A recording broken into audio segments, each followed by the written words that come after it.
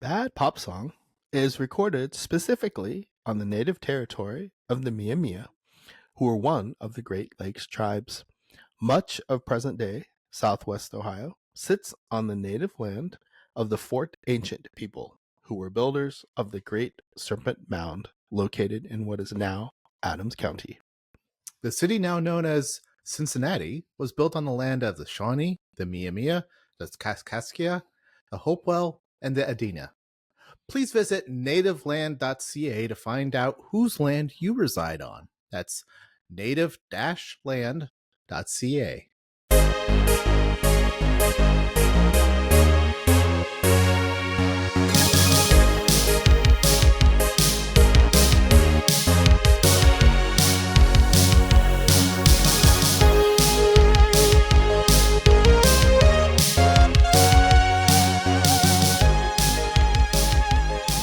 Hi, kids. Hey!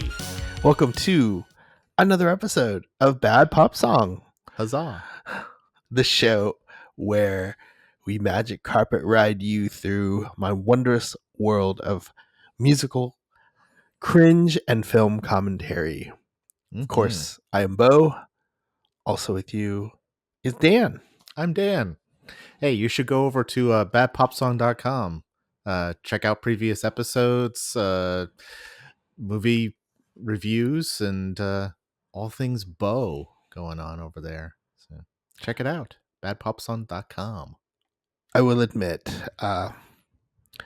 tail end of summer and fall so far has been just insanity. And so sadness, chaos, all kinds of things. So I'm a little behind in posting some things, but I'm back on track and getting everything. I will be getting everything posted. So yeah, just stand by. You know, I appreciate you hanging in there with us, with me especially. Real quick, I just wanted to talk briefly before we carry on. End of September, one of my close friends, TT Sternenzi, he passed away. And we were friends and colleagues for nearly 25 years. And he was an inspiration to me on so many levels. He was always that person that kicked me in the ass and always encouraged me to take chances. And so his voice is still in my head, you know, telling me to continue to be brave and to take those chances. But in addition to that, he expanded my world in so many ways. You know, as I expanded my world as a film enthusiast, he expanded my world as a colleague, as a mentor. He expanded my world as my friend. So I just wanted to mention him before we get things started. Once again, his TT Sternenzi, and we miss you. I miss you, and wherever you are, I hope you're still looking out for me. So, moving on, we're going to talk about an LGBTQ film. Okay. Yeah. I'm behind that. Yeah. It is readily available on streaming platforms, and it is called Plainclothes. See this in the theater a few weeks ago, and it stars Russell Tovey and Tom Blyth, two very good British actors. Tom Blyth is very up and coming right now. He is pretty notable as the titular character in the current series Billy the Kid. And Russell Tovey is one of the more famous, popular, out gay actors. Okay. And he is in just about everything. He's in movies, he's a television, and to see him in this lead, one of the lead roles in this film in Plainclothes was just a real treat. He's such a fine actor, and he's not limited um, in what he does. You can tell he's very just comfortable in his skin, and he's a good performer, very dynamic. So, Plainclothes, yeah, is basically takes place in the 1990s. Okay. A young undercover police officer. He has a very promising career. He is working undercover in malls where they draw in. They pretend to want to hook up with uh like a gay guy, and they Mm-hmm. lure him to the restrooms, and then they arrest Mm. them. Ah. And this is something they actually did, Yep. and which is really horrifying. Yeah. Yeah, and the fact that it was going on still as late as the mid 1990s Mm-hmm. is really terrifying. Especially when I think about it. I mean, I was in my 20s, and I was out very openly gay at that point in my life, and I was lucky and fortunate enough that I was not, uh,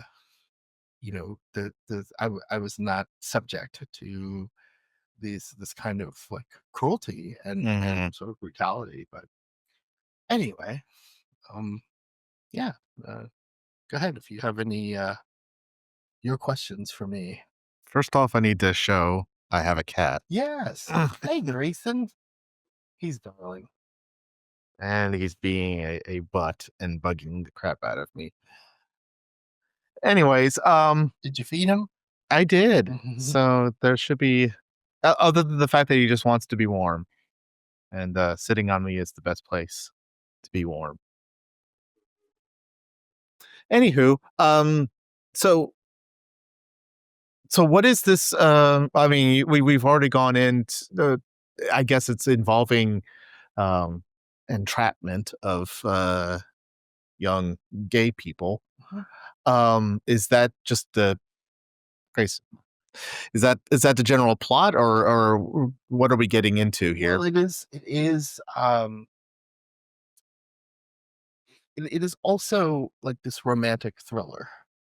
It's a romantic Romantic thriller thriller. drama. Yes, because the character in the film, um, Lucas, who is played by Tom Blythe, again, he is this up and coming young police officer that has a very promising career, very future, and yes, it is entrapment that he's doing. He's this undercover officer apprehending gay men in Okay. malls, luring them into the bathrooms. He himself is closeted. Mm, On one of the men that he is tasked to lure and to apprehend mm-hmm, happens to be the Russell Tovey character, whose name is Andrew. Problem is, falls in love with him. mm-hmm. So yeah, that is essentially the story. And wackiness ensues. Wackiness is a good is a good term. I could imagine it with it being a thriller doesn't really end well, but You know what?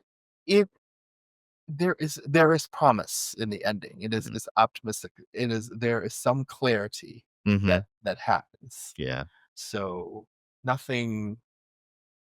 I will say, this probably my only spoiler alert. Really is it it ends with clarity and optimism, and without tragedy. So Hmm. Who is this directed by? uh, Carmen Emmy. Carmen Emmy he is pretty new and up and coming, Hmm.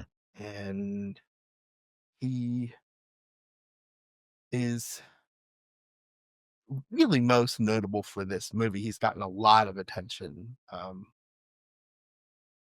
for making this film. Hmm. It premiered at Sundance Okay. earlier this year with a lot of praise, a lot of Mm-hmm. critical acclaim. So yeah. So it's currently making the circuit. Well, it's played all the festivals. Mhm. It is, and it was released in theaters, and it is now readily available Okay, on streaming platforms. I see. Okay, Hmm. okay, cool. Um, I mean, is that where what nah, I'm trying to just come up with good questions for you. Um, It's been a while since we. I know I'm out of practice. No, it's okay. I'm out of practice. I'm never in practice. What drew you to watching this one? Well, I remember reading about it earlier in the year Hmm. and kind of forgot about it. And then I was just kind of doing my usual thing, flipping through the schedules for the art house cinemas here in Mm. town, and I saw it come up. I was like, "Oh, there's that movie I was reading about like 2 months ago."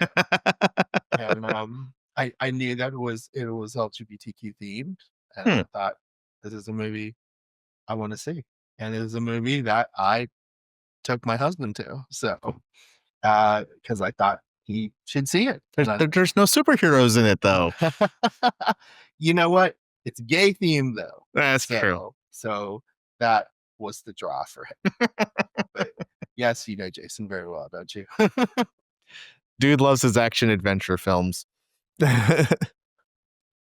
And you know what? He likes queer. Um, I think the whole queer romance thriller thing sort of that it, grabbed his attention. it Yeah, it intrigued him it enough to go intrigued him. see it, to say Absolutely, yes. absolutely. So I think what makes the film a thriller is that you know you kind of wonder what's going to happen with Andrew, the guy that Lucas is supposed to, Mm, was tasked to, one of the men that he was tasked to to apprehend, hmm to see if that actually happens, hmm because but again, meeting Andrew Lucas, you know, he his his closeted gay identity is really, really, it is brought to the forefront, hmm especially for him. It is a huge, like, because he actually is attracted and has feelings for someone.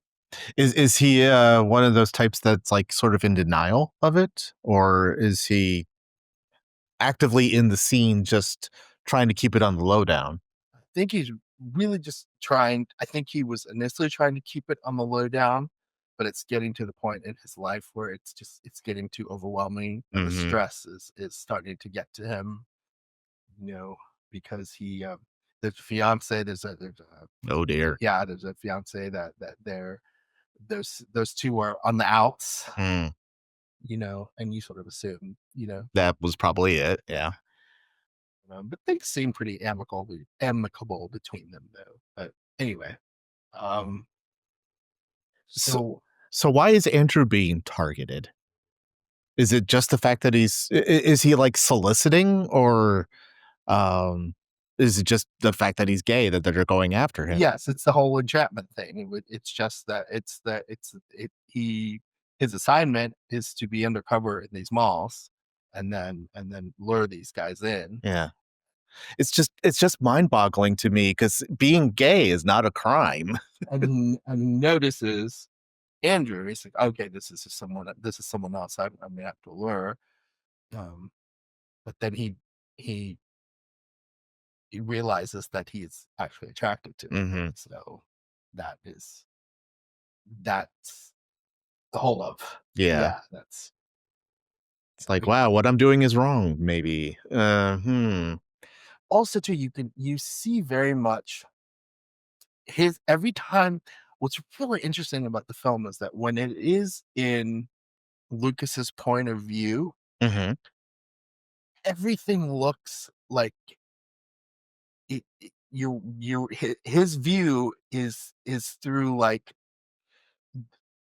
an old VHS camera, with all. Interesting. Yeah, it's all kind of fuzzy, and it's like black and white, and everything. Desaturated at least. Yeah, it's Yeah. desaturated actually. Yeah, so which A is little grainy. yeah, grainy exactly, which sort of represents what he's going through, how Hmm. he's feeling, his conflict, because he eventually has to like um he also is dealing with the stress of his family Mm-hmm. because his father recently passed away, and he had a very close relationship with his father, and you Mm. sort of assume that his father would be cool with him being gay, That's cool. and he wants to come out to his mother, but he's afraid he's He might lose her too. yeah, Yeah. how she's gonna react to it, but they too have a very close relationship, and I sort of like the film. One of the things I like about the film is that Lucas and his mother are close, Hmm. and there are a lot of gay guys that are close to their moms. Oh, sure. Me in particular. So and then he has this horrible, like, toxic uncle who is Mm. very toxic, masculine, and he's just sort of this leech. He leeches off his mother, like his sister, and she has to, he just to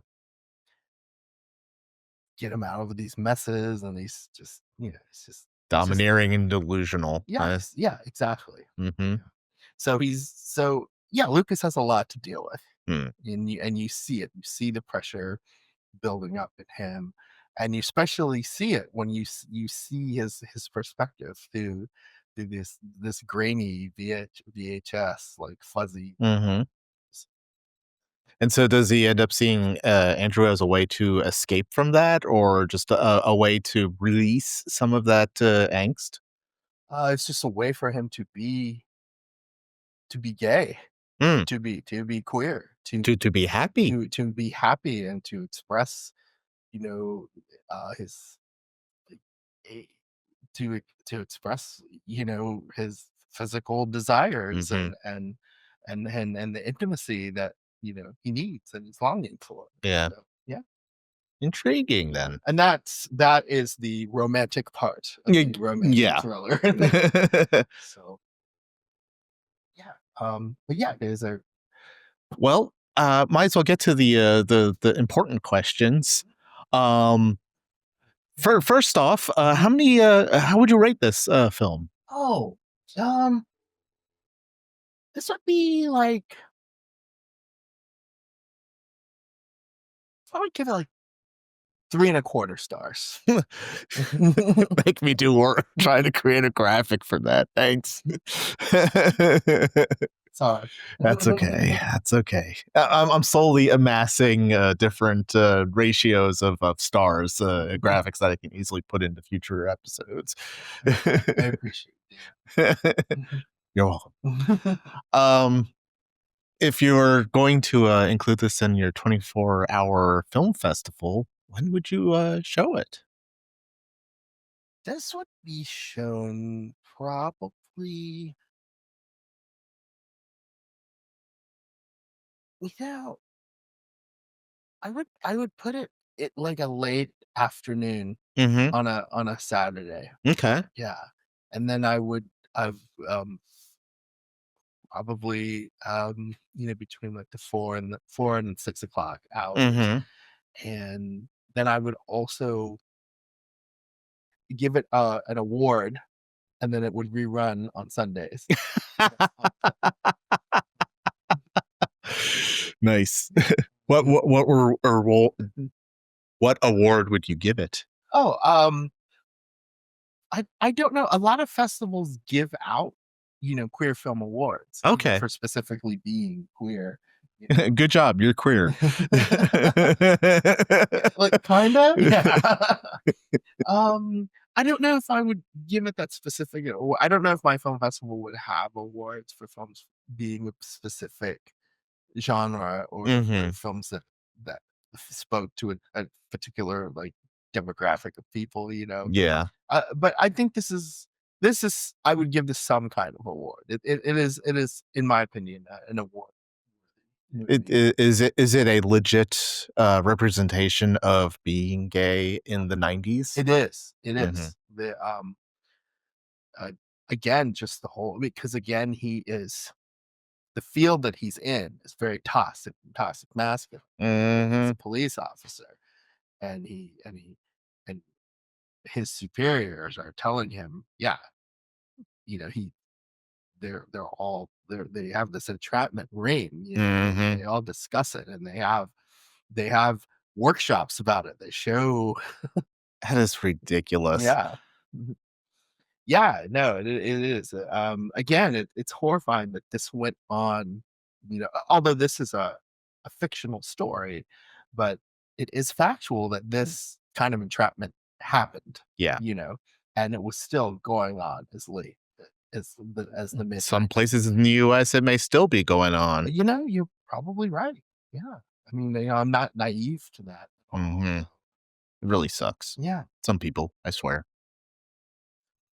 Well, I guess that is it for what was the name of this film again? Plainclothes. Plainclothes. Yeah. Nah, that makes sense because Yeah. you're talking about cops, yeah, Mhm. Yes. Yeah. and going undercover. Mhm. Interesting. Cool. Yeah. Well, 3.25 stars, and go see it on your. You can get it now on, like, I guess Prime, Netflix, or whatever. Prime is It's for purchase it's or for purchase rental to now. rent, yes. Okay. Mhm. Cool. Yeah. Well, that ought to do it for this episode of Bad Pop Song. Let me Yeah. bring up this lovely script that makes sure that I say all the proper points. Um, remember to check out our website, badpopsong.com, for the latest episodes. Links to the songs, films, shows, whatever it is we discuss here. We found there all things Bo. And be sure to like and subscribe to Bad Pop Song on YouTube. Hit that subscribe button with full force. What's so good with all the housekeeping? I have it written down so I can always follow it. Well done. Otherwise, I'd be going, okay, what am I supposed to do now? Anyways, tune in next time when Bo continues to take us onto his wonderful, magical, bubblegum world of all things media and music and stuff to make you cringe. Till then, I'm Dan. I'm Bo. Have fun. Stay groovy.